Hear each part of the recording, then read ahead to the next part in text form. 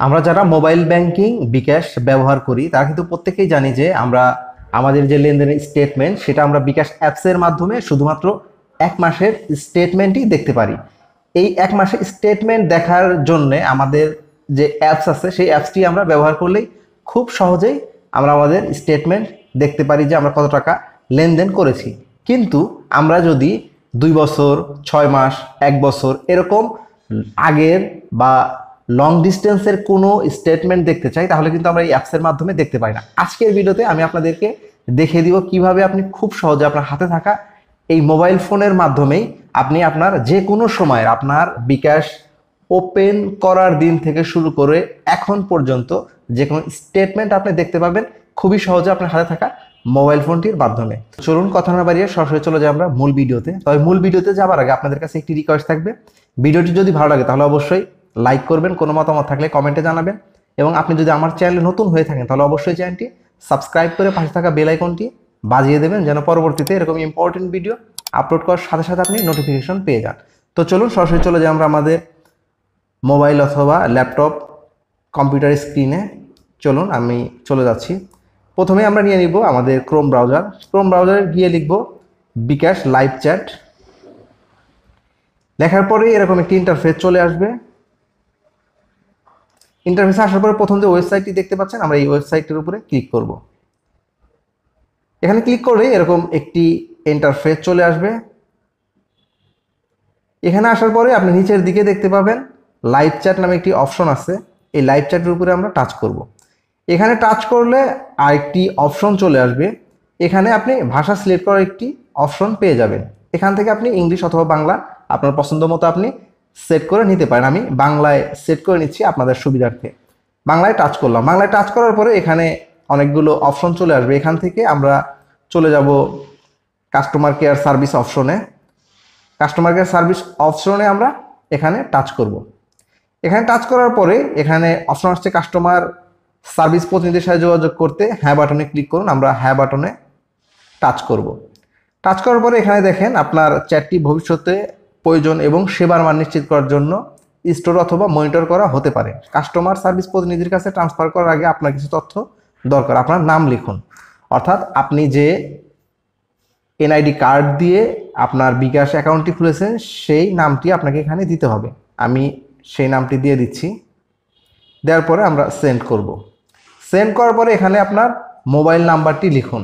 এখানে আপনি যে নাম্বারটি দিয়ে বিকাশ খুলেছেন সেই নাম্বারটি এখানে দিয়ে দিবেন। আমি দিয়ে দিচ্ছি। এরপরে সেন্ডে টাচ করব।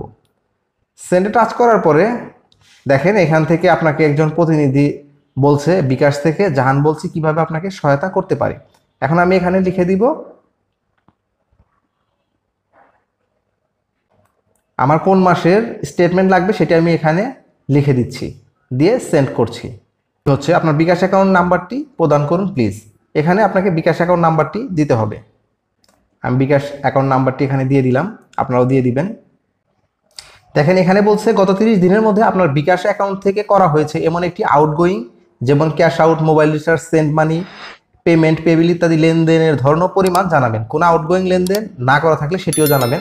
আমার যেহেতু একটি লেনদেন আছে আমি সেটিকে এখানে দিয়ে সেন্ড করে দিচ্ছি। আপনাকেও এভাবে সেন্ড করে দিতে হবে, এবং আপনার যদি কোনো আউটগোয়িং না থাকে তাহলে আপনাকে সেটাও লিখে দিতে হবে যে না আমার কোনো এই মাসে লাস্ট 30 দিনের মধ্যে আমার কোনো আউটগোয়িং নেই। সেন্ড করে আপনাকে অপেক্ষা করতে হবে, কারণ সে তার এন্ড থেকে ডিটেলস চেক করে তারপরে আপনাকে একটি একটি রেজাল্ট দিচ্ছে। সেবাটি প্রদানের জন্য আপনার কাছে SMS এর মাধ্যমে একটি সার্ভিস রিকোয়েস্ট নাম্বার পাঠানো হচ্ছে। অনুগ্রহ করে সার্ভিস রিকোয়েস্ট নাম্বারটি 2 মিনিটের মধ্যে ইংরেজিতে লিখুন। সার্ভিস রিকোয়েস্ট নাম্বারটি 2 মিনিটের মধ্যে না পেয়ে থাকলে আমাদের জানান। Enter 6 digit service request number sent to your mobile number for verification. The code will expire within। দেখেন অলরেডি আমার কাছে নাম্বারটি চলে এসেছে 672705 672705 672705 চলে এসেছে। আমি এটাকে সেন্ড করে দিচ্ছি, আপনাদেরও এরকম সেন্ড করে দিতে হবে। দেখেন এখানে আসছে service request number verified successfully.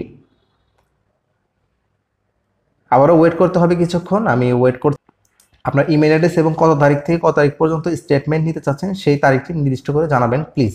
অর্থাৎ আপনার একটি ইমেল অ্যাড্রেস দিতে হবে।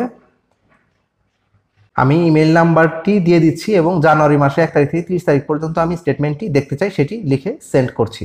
আপনাকেও এভাবে আপনার একটি জিমেল নাম্বার দিয়ে এবং আপনি কোন মাসের কোন তারিখ থেকে কোন তারিখ পর্যন্ত স্টেটমেন্টটি চাচ্ছেন সেটি এখানে আপনাকে দিতে হবে।